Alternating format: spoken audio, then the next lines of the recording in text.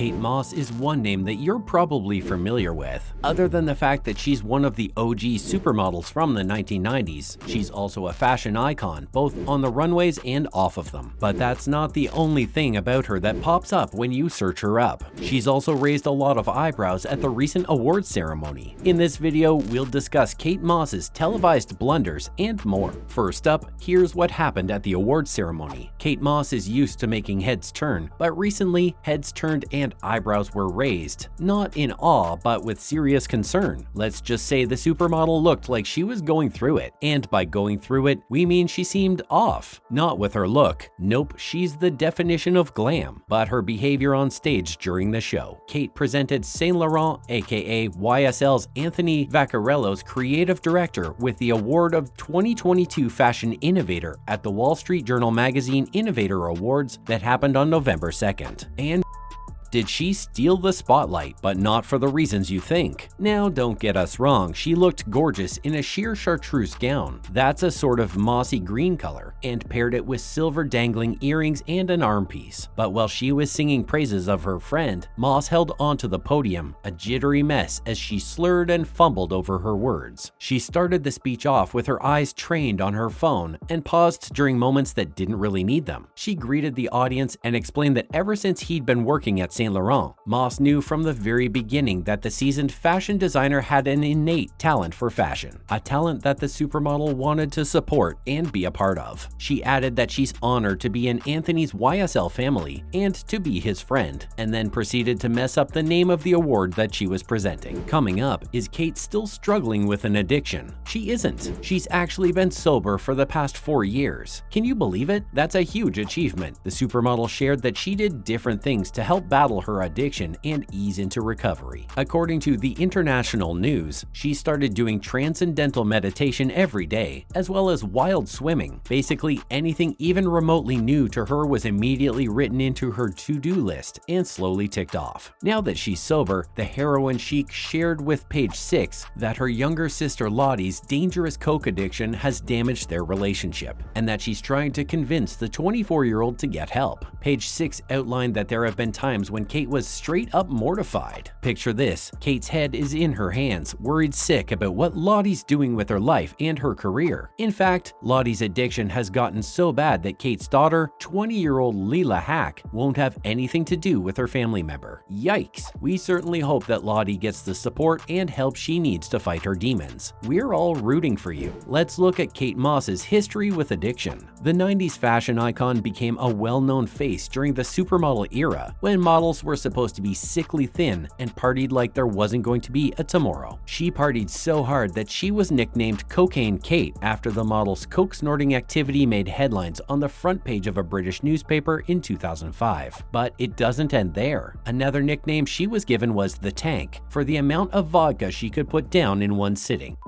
Her liver must have been a mess in the early 2000s. Even though she indirectly created the heroin chic aesthetic, Kate wants absolutely nothing to do with this image of hers. In fact, she stated that the rude heroin remarks pissed her off because, in reality, she's never even touched the drug. Her drinking and partying lifestyle had some serious negative consequences that took little to no time to spill and made just a big, fat mess. To the point that when the cocaine pictures made the headlines, her daughter was almost taken away from her. Up next, here's how social media reacted to the supermodel's weird behavior on stage. Social media was flooded with comments of shock and concern over the catwalk model's weird behavior. One Twitter user said she's clearly on drugs, to which another user replied that they agree with them, but didn't want to jump to any conclusions or point any fingers. On the other hand, a user commented that they could literally feel her heart beating through her chest all the way from the screen. Something was clearly wrong, and her fans could feel it. The anxiety, nervousness, and whatnot. And of course, many came up with their own theories to justify that. Moving on, here's 5 of the craziest things that the supermodel's done. First up, at number 5, Moss was in a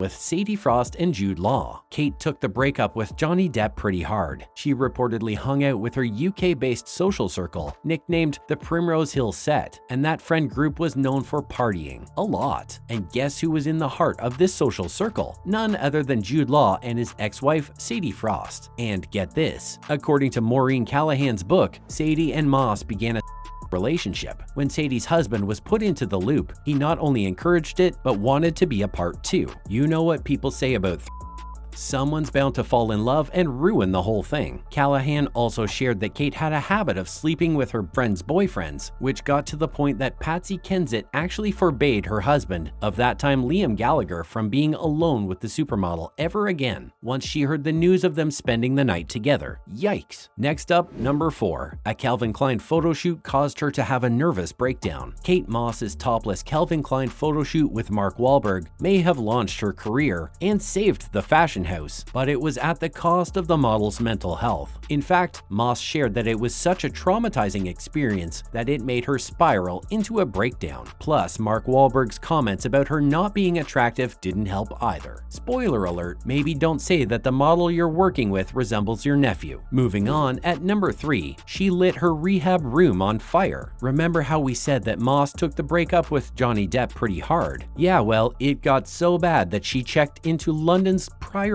Clinic for the first time, but it wasn't very rehabilitative. One example of her rehab stay being anything but peaceful was when she accidentally set her room on fire thanks to a candle and a scarf. We're sure you can put 2 and 2 together. You won't be too surprised to know that after her first rehab visit, she was back to using substances. And after being released from rehab, she later joked to a friend while ordering a drink that the only thing she learned in detail about in rehab was alcohol. But after Moss's 2005 Coke pictures, the supermodel was checked into another rehab in Arizona. Following up at number 2, photos of her doing cocaine in 2005 made headlines. In 2005, Moss met Pete Doherty and started dating. The 3-year relationship caused some people to comment that the couple made a string of poor decisions when in each other's company. Pete Doherty used to be the frontman for Libertines and later on Baby Shambles. Now Pete was known for his partying ways, and it wasn't even a year into their relationship before Pete's role in Kate's life affected her career for the worse. In September 2005, Moss went to Metropolis Studios to watch Doherty record his album, and their recording was pretty unique to say the least. The recording had mentions of heavy drinking and cocaine usage. On the 15th of September, the bomb was dropped. Moss discovered that someone from Metropolis had secretly recorded her, and not just that, they even sold the images and videos of Kate prepping lines of coke to none other than the tabloid giant Daily Mail. And as a consequence, in the weeks that followed, Moss lost nearly about $4 million worth of contracts, which most notably included brands like Burberry, H&M, and Chanel. Finally, on number 1, she welcomed her 30s with an extravagant party. Her 30th birthday party, Beautiful and the Damned, made a lot of noise in the tabloids. The themed birthday was based on F. Scott Fitzgerald's story of opulence and destruction, an event that was attended by basically all the A-list celebs. And the birthday girl and her invitees partied to such extremes that they scared off Gwyneth Paltrow. Let's just say there was a lot going on, a lot of which wasn't even surprising. But what's important is everyone seemed to enjoy the epic party, so that's what matters, right? All in all, another classic Kate Moss party. That's a wrap for this video. What's your take on Kate Moss's speech at the awards ceremony? Let us know in the comments below. Make sure to give this video a thumbs up and subscribe to our channel for more videos like this. See you in the next one.